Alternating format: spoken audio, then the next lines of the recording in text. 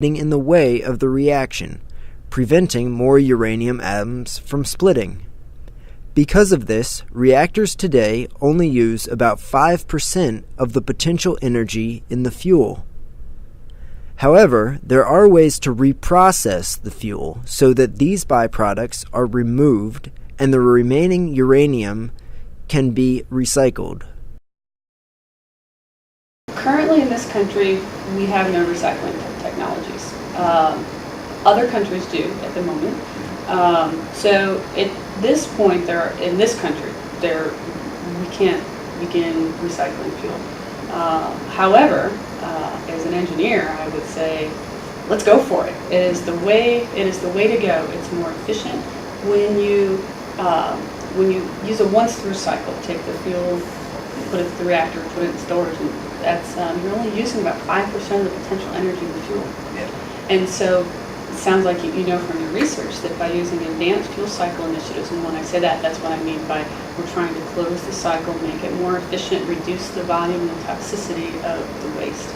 But less than 1% is the really highly toxic, highly radioactive waste that we have to be concerned with for many, many years.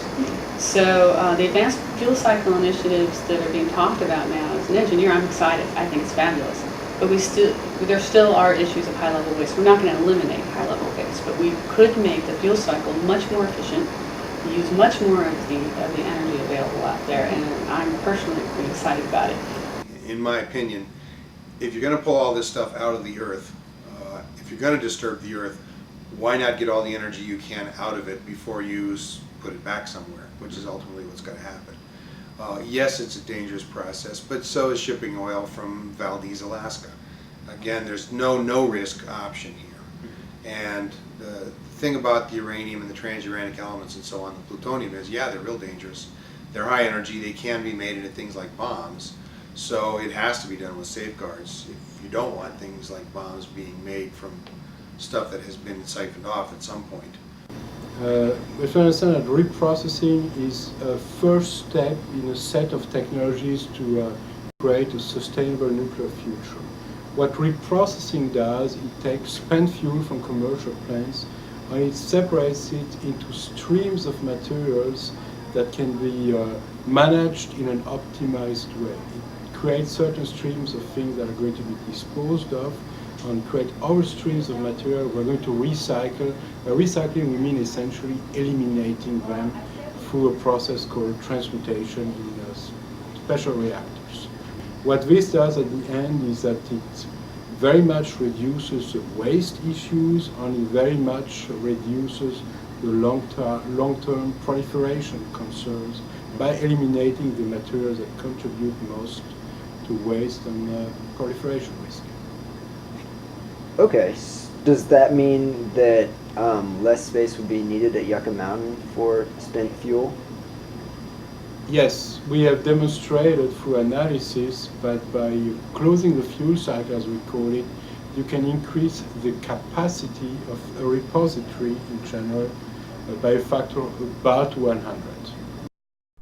So if we don't reprocess and just put the spent fuel straight into Yucca, Yucca will reach its capacity around 2015.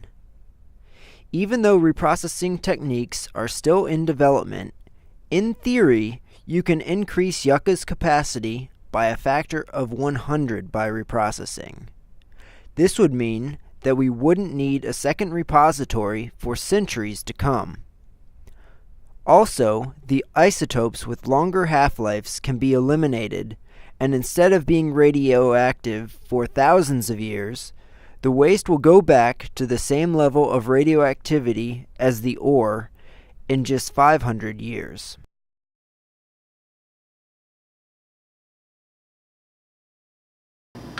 What the French have done, Purex, is just a very first step of what we're talking about. Essentially, the job of Purex is to take out plutonium and then recycle it as MOX. But when you do that, you eliminate a fraction of the plutonium, but you do not eliminate the other elements such as americium, neptunium, that are also part of, or are also contributor to the waste, to the need for waste capacity. So what we propose to do is eliminate all important elements, plutonium, neptunium, americium, and curium. And this is how we're going to reach the factor of 100. Okay. The process that is currently implemented in France would increase the capacity of Yucca Mountain by a relatively small factor, probably less than 2. In combination with reprocessing, many are talking about advanced fast reactors, also called breeder reactors. A breeder reactor, uranium-235, exists in nature already in very small quantities. So if you find uranium, less than 1% of it is the kind of isotope you need. Most of it's uranium-238. And it's a very complicated, expensive, and technologically challenging process to try to separate off the uranium-235 from the uranium-238.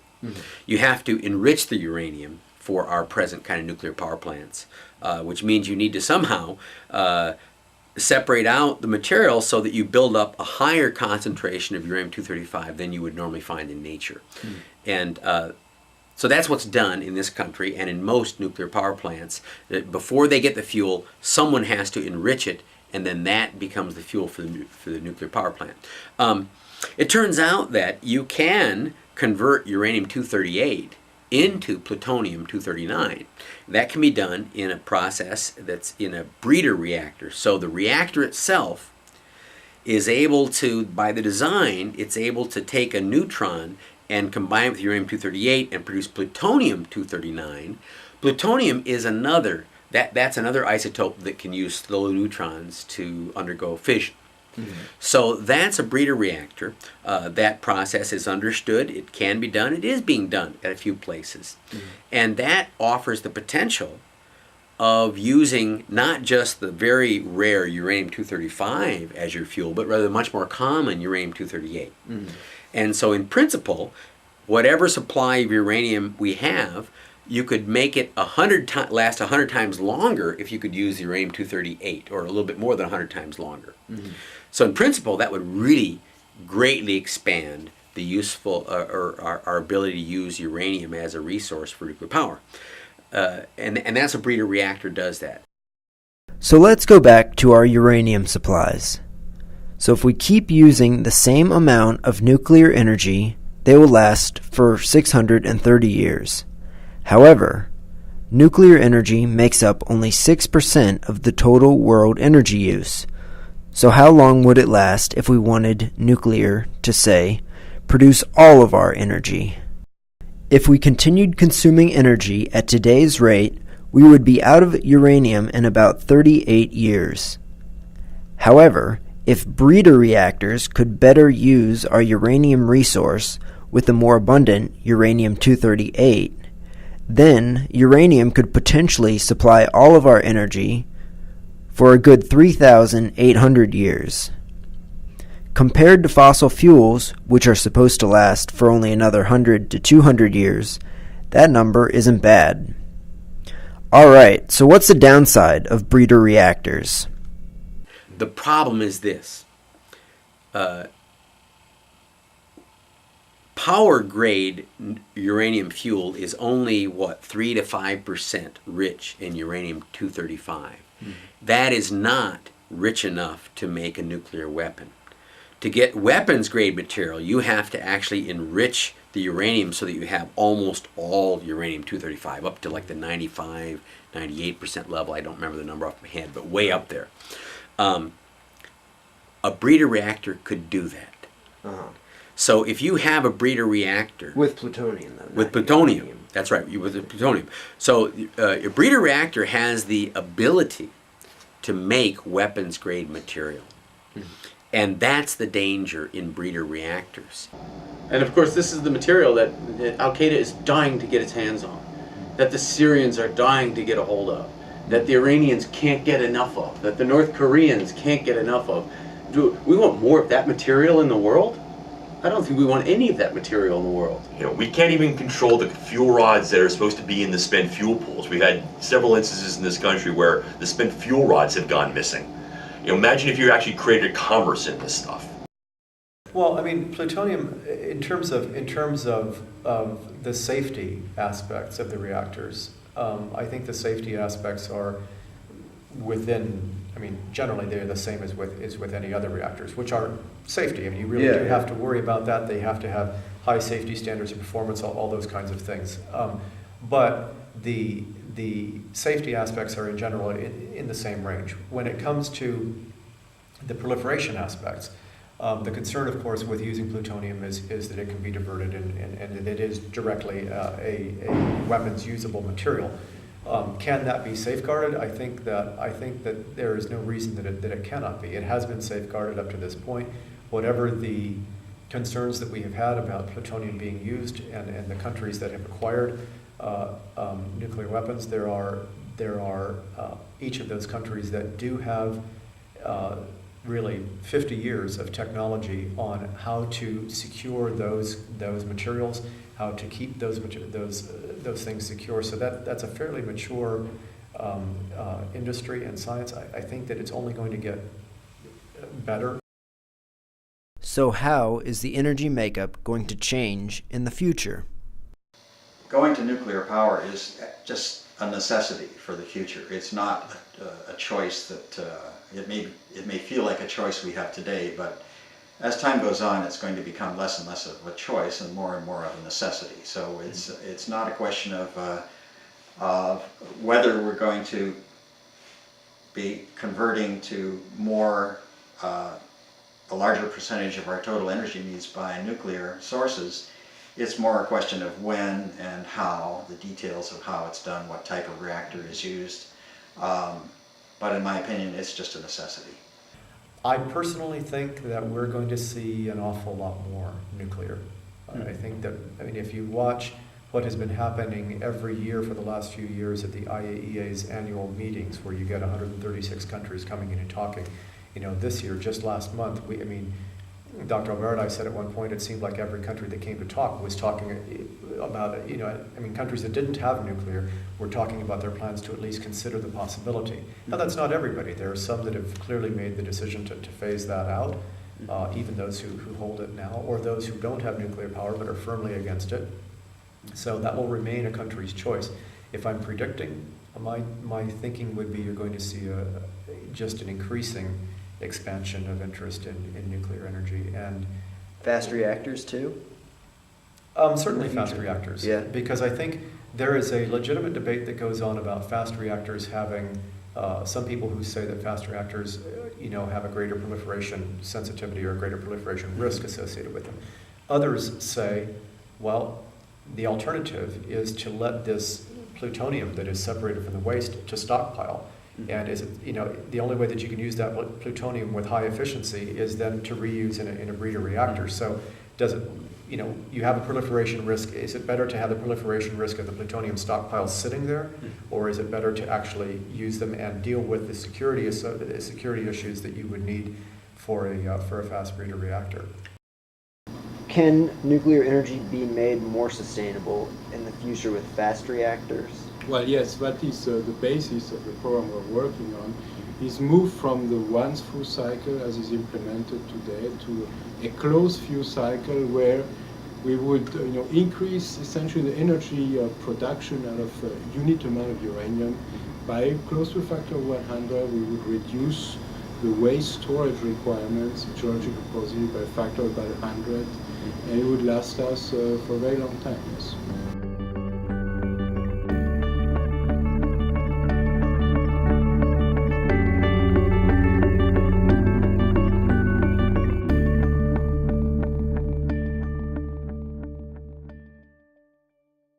Fusion is one of the most promising new energy sources.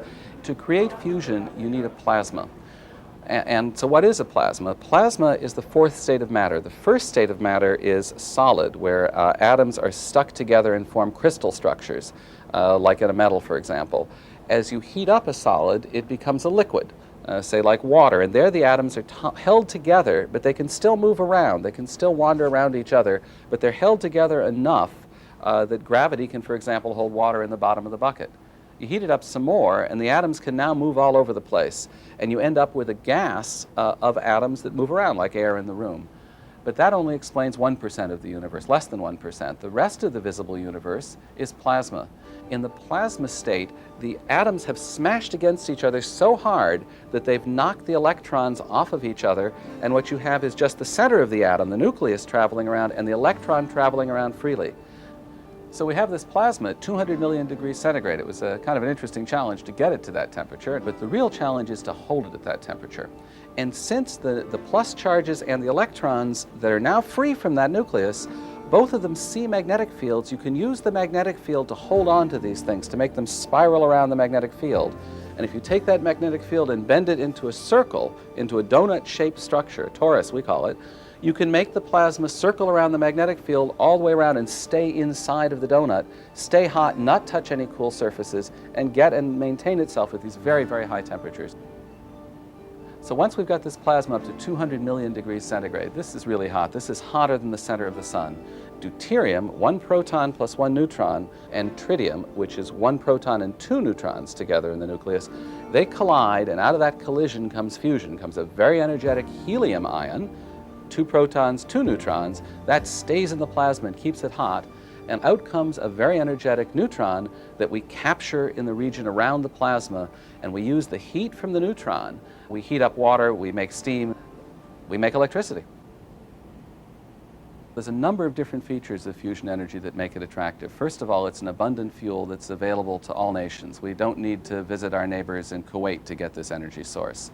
It has environmental advantages. There are no carbon emissions, and there's very low radioactivity, 10 or 100,000 times less than from fission. The plant isn't capable of disassembling itself. It can't blow up. It can't melt down, because there's only a little bit of fuel in the plasma at any one time. There isn't 2 years of fuel like there needs to be in fission. It's concentrated compared to solar and wind. You don't need a lot of land use, and it's not subject to the daily, seasonal, or regional weather variations. So you don't need massive energy storage or long-distance transmission of energy from the desert to your population centers. Can I give smooth answers? Yes. I don't know why I'm in this mood. I will not give smooth. I'll be very serious. Okay. So, could you say a little bit about yourself and what you've done here at the Princeton Fusion Lab? Well, I'm Rob Goldston. I'm director of the Princeton Plasma Physics Laboratory. I came here as a graduate student in 1972, and in 1974, as part of my thesis project, we did what's called neutral beam injection, where we put energetic particles into a plasma to see what would happen. Al von Holle, whom you've been talking with, is an expert in this area. We had much smaller systems in those days, and we made 1/10 of a watt of fusion energy for 1/100th of a second. And we figured that if you put that much energy into a light bulb and your eyes were dark adapted, you'd be able to see it. As a consequence, we had a huge party. It is actually pretty well known that Princeton's a party school. And so we had this gigantic party. And it gives you some sense of where things were in 1974. That 1,000th of a joule, 1,000th of a watt second was a occasion for a party. Now we've made in our experiments 10 million watts, and we've done it for time periods of like 1 to 2 seconds. So we've got a ways to go to make fusion energy, but over my career here, this has increased by 12, 13 orders of magnitude, the amount of energy we get out of one of our experiments. The old adage on fusion is that 50 years ago, fusion was 50 years away, and it's still 50 years away. You can't even make fission work affordably. Should be looked into? There are better ways of boiling water. That's basically as simple as it gets. Why go down the same or a similar path to nuclear when there are much better options out there that are less expensive, less dangerous? Pardon me. I look at fusion as really a welfare project for men in white lab coats. It's basically what it is, and it has been for a long time now. If you're trying to actually come up with a solution for global warming, it has to be available now. We are already behind the curve in addressing the CO2 problem. We can't wait 10 years for a nuclear power plant to come online. We can't wait another 50 years for fusion to maybe someday become a reality. What we need to be doing is taking what we have at hand, using it more efficiently, and actually getting to things that are actually going to solve the problem, rather than subsidizing a bunch of nuclear boys who want to, basically continue their efforts to, split atoms. You're saying they never got out of grad school? It's one, it's time for it's time to put the nuclear experiment to bed. It's over. Well, let me go back on that. Let me fusion is the energy of the future, and it always will be. I've heard all the lines. I think. Yes. Oh, maybe there's some I haven't heard, but anyway, I think the Greenpeace guys like to say when you buy a CD from Greenpeace, it says fusion is an illusion. Okay. So my own personal experience is that during my personal career, as I told you at the beginning, I've seen this thing go from a tenth of a joule to many megajoules. 9 or so orders of magnitude, 10 orders of magnitude during my career. I have to sort out whether I got the orders of magnitude right there, but just a whole lot, much more than computer chips have changed, for example. Another question, though, is in 1980, you guys said that you'd have a power plant in the year 2000. In fact, there was a Fusion Engineering Act of 1980 said, let's have a power plant in the year 2000. Let's have an ITER-like thing, they called it a fusion engineering device, in 1990, and let's have a power plant in 2000. So that's fine, and it was what's called an authorization bill in Congress. It was signed by Jimmy Carter, and it went through the whole authorization process. Now, the story on an authorization bill in Washington is that with an authorization bill and $3.50, you can buy a cappuccino in Washington. If you don't have the authorization bill, it still costs you $3.50 for the cappuccino. So an authorization bill is not really meaningful.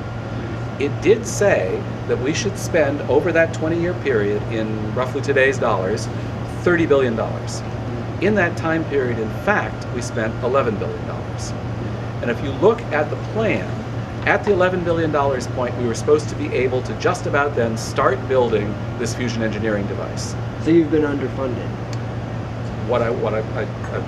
You could say that, but a clearer way to say it is that if you looked at the plan that was laid out in 1980 and you said, at what point in funding are you supposed to be ready to do this ITER project? The answer was at today's level of funding, and where are we today? We're ready to do the ITER project. So whether we could have done it as quickly as we said, it's hard to know. But it's clear that versus dollars, we're about on the schedule we said. I think that what ITER will do for us is it will show us that fusion is scientifically and technologically feasible. You can make industrial levels of energy from fusion, is what ITER will prove to us, prove to the world. So that's a pretty astonishing step, considering where I started. Yeah. An unprecedented collaboration of fusion scientists and engineers has performed the research and the development necessary to provide the basis for designing a real burning plasma fusion experiment, called ITER. ITER in Latin means the way. In ITER, the fusion power produced from these fusion reactions is 10 times the external heating power. So what does this mean? Say this microwave represents the fusion power plant needed to heat the fuel so that it will fuse. And let's say this popcorn represents the plasma fuel. If 1 unit of energy is used to heat up the popcorn so that it will pop, then, in theory, there would be 10 units of energy given off from the very energetic popping reaction, or from deuterium and tritium fusing. So this means that in theory, you should be able to get 10 times the power out of the fusion plant than you have to put in.